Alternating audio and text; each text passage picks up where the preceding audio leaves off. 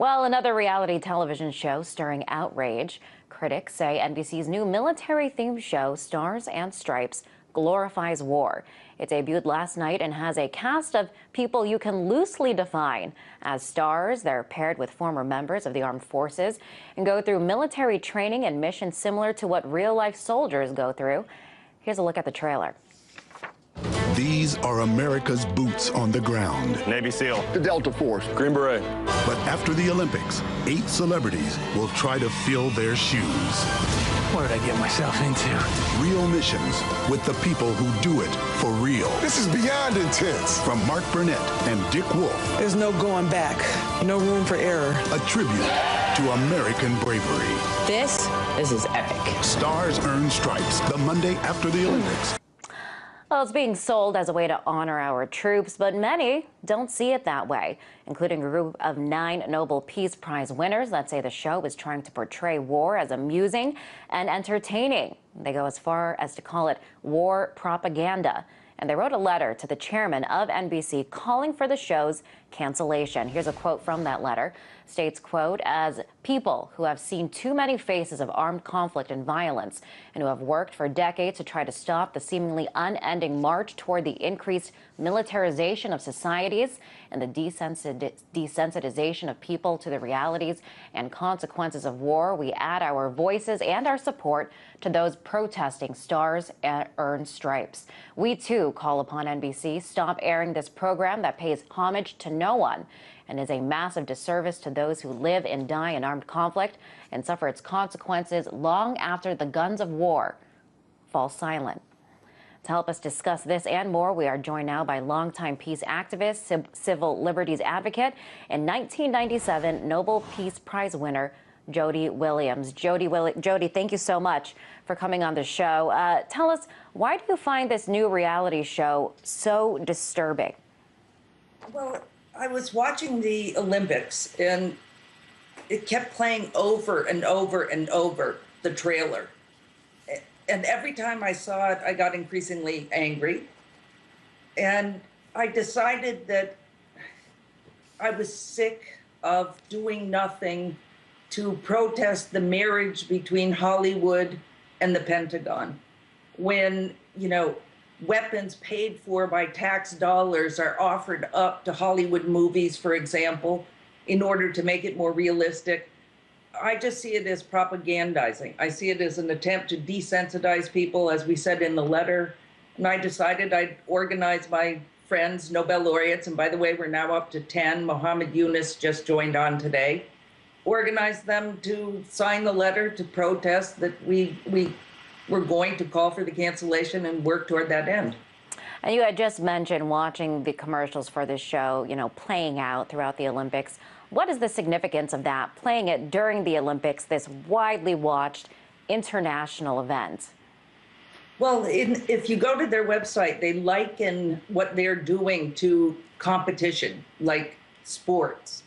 And since it had such a huge audience, obviously they were trying to get as many people to think about the show, to think about the so-called heroism of the military. I think it's also used as a recruiting tool as well as propaganda for war. Now, NBC touts the show as, quote, paying homage to the men and women that serve in the U.S. Armed Forces and our first responders. Jody, how do you feel about that description? I think it's a lie. If you go and watch the show, I forced myself to watch 1 hour of the 2 hours last night because I felt like if I was going to be talking against it, I should at least see it. I really think that the producers and directors should hang their heads in shame. I think that the celebrities, if that's what they are, who decided to be in this show, really look at what they're doing, should hang their heads in shame. General Wesley Clark, who ran for president of the United States and who knows what real war is actually hosting this joke. The most exciting, if you will, if you like war and violence, moments are the trailer. If you go into the show itself, it's profoundly boring. It takes forever. They keep doing it over and over. 4 teams of, the soldiers coupled with the mini celebrities, and they go through the same routine 4 times in the show. And there's no risk to their life whatsoever. It's a joke. And this certainly is stirring outrage. And RT actually spoke to some protesters outside of the NBC studio in New York City. Wanted to take a listen now to what some of them had to say. We think it's an insult to the American people, and especially to veterans, and I happen to be a Navy veteran, to trivialize war. I feel it's a horrible phenomenon, but it's part of the American culture of war and militarism, so it's understandable. But can you imagine when kids see this show and they see these people using live bullets? They don't see the blood, they don't see the bodies blown apart. And you had touched upon this earlier, Jody, and kind of want to elaborate on what those protesters were saying there, that this program, I mean, it seems to glorify war, but doesn't portray the whole picture. And war, of course, is deadly and horrific and not all glory. That's true. For example, the teams are supposed to attack a watchtower. If they were attacking a watchtower in enemy territory, there would be an enemy sniper or machine gun in the watchtower firing at them. There's nothing there. It's a prop. So they blow the prop up. Then they crawl under barbed wire, but no one's shooting at them. They're just crawling under barbed wire. And it goes on like that over and over again. And there was one of the celebrities, if you will, who said that they were in a live mission. That's a total lie. There's nothing live about that mission. It's a fake mission. And how they can pretend that that is honoring soldiers who actually do die, soldiers who come home without limbs, soldiers who come home so psychologically shattered that they commit suicide, is beyond me to understand. I think NBC should be ashamed. And can you talk a little bit more about the dangers? You had mentioned earlier that this seems to be a trend, the blurring of war and the reality of war with entertainment. What are the dangers of turning war into entertainment? Well, I think we've been doing it for an awful long time. I mean, Hollywood supported World War II, for example. Look at the films of Nazi Germany to, raise up patriotism when they started attacking the countries of Western Europe and the Soviet and Russia at that time. It's not a new trend. I think the problem for me now is the insidiousness of it in the United States. It's so, in some ways, so subtle, and in other ways so blatant that you can't escape it.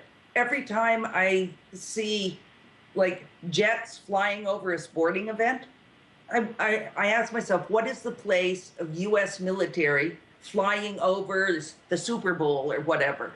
That's taxpayer money, first of all. Those jets are not, I mean, why are they, what do they have to do with sports?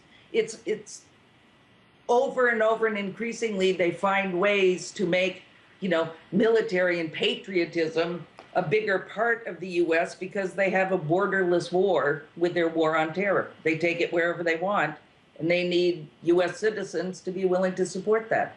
So you have to glorify war. Now, Jody, I know that you as a Nobel Peace Prize winner have been fighting to reclaim the meaning of peace. Can you elaborate on that? Sure. Peace is not kumbaya, my lord. Peace is not a dove flying over a rainbow. It's hard work every single day.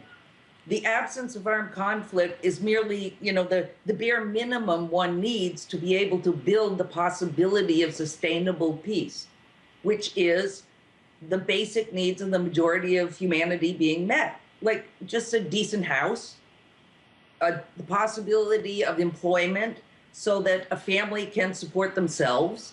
It's basic education for the kids. It's the access to health care.